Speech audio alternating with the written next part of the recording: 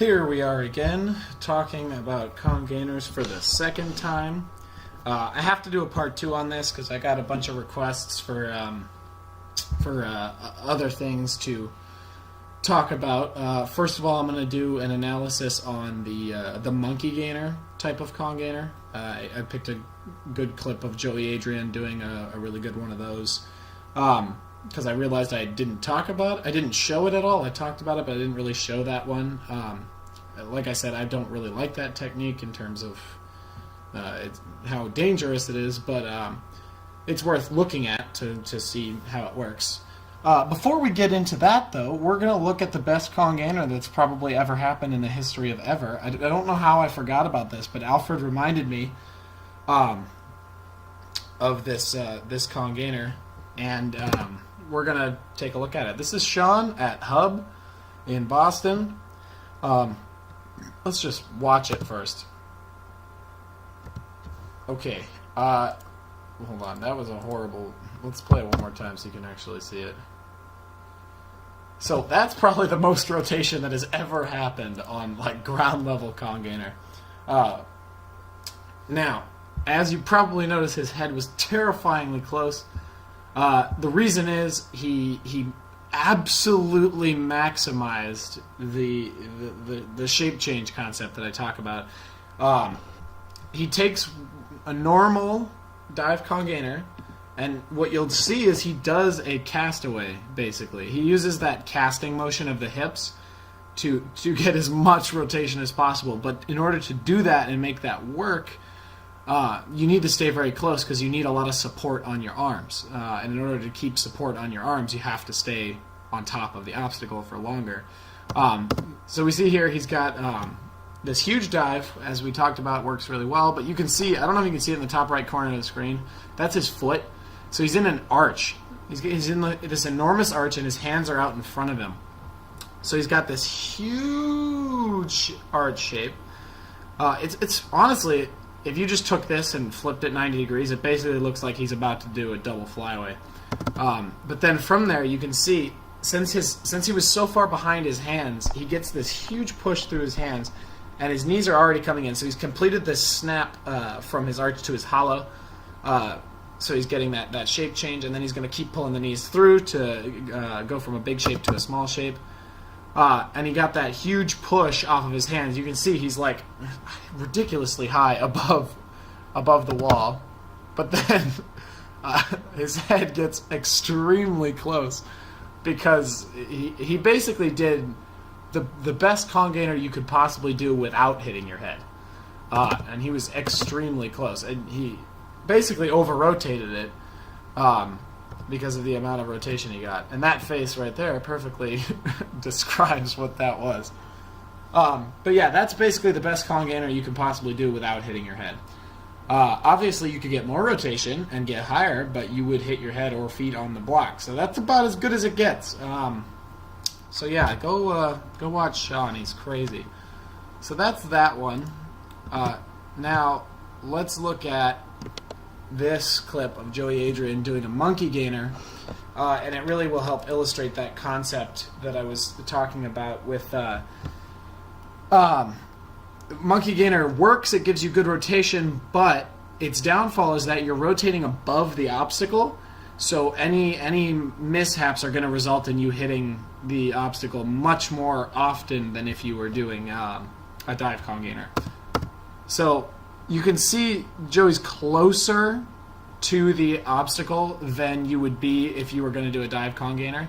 And you'll notice that his path, rather than horizontally and a little bit up like a dive Kong, he's going from really low, and you can see the path of his body from his foot to his shoulders is going almost like, it's more than 45 degrees. It's almost completely vertical. And it continues here. And you can see as he gets to the obstacle, he continues to pull down to keep his shoulders going higher. You can see when you do this kind of Kong gainer, your knees and your feet get really close to the obstacle, as you can see there. He's basically on it. But then here you can see what I'm talking about. The rotation, as you can see, it's above the obstacle. The rotation begins and gets almost halfway through, and he's still above it. Luckily, he's high enough that he doesn't hit it, but obviously you'd rather not be there if you didn't have to be. So let's see it again. So he's rotating. You can see above the obstacle. And as he comes down, you get this increased risk of hitting your feet because you've rotated above the obstacle. So even if you're high enough to miss your head, by the time you're coming down and your feet are coming down, you're a lot closer to this obstacle. And, I mean, it works. Like I said, it doesn't not work. It's just a lot more dangerous.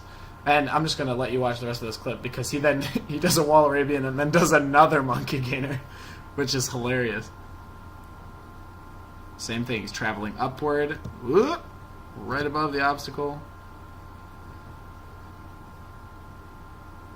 So yeah, that's a pretty dope clip. Now that's a slightly cheated monkey gainer. This is a clip of Mon. Rest in peace. Long may you live.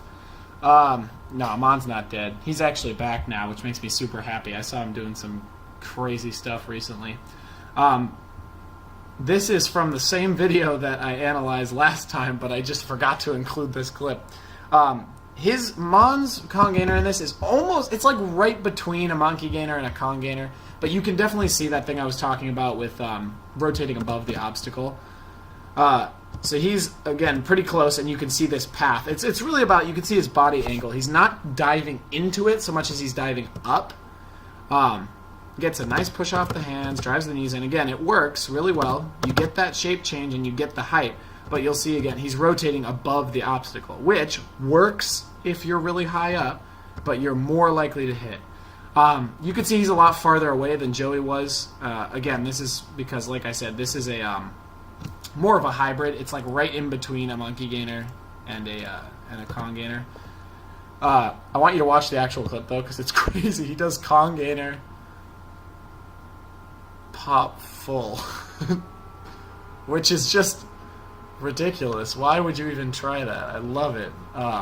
Yeah, Mon is crazy powerful. Go watch some old Dodo videos and you'll see him doing gainer full up a concrete ledge, and all sorts of other stupid stuff. It's awesome.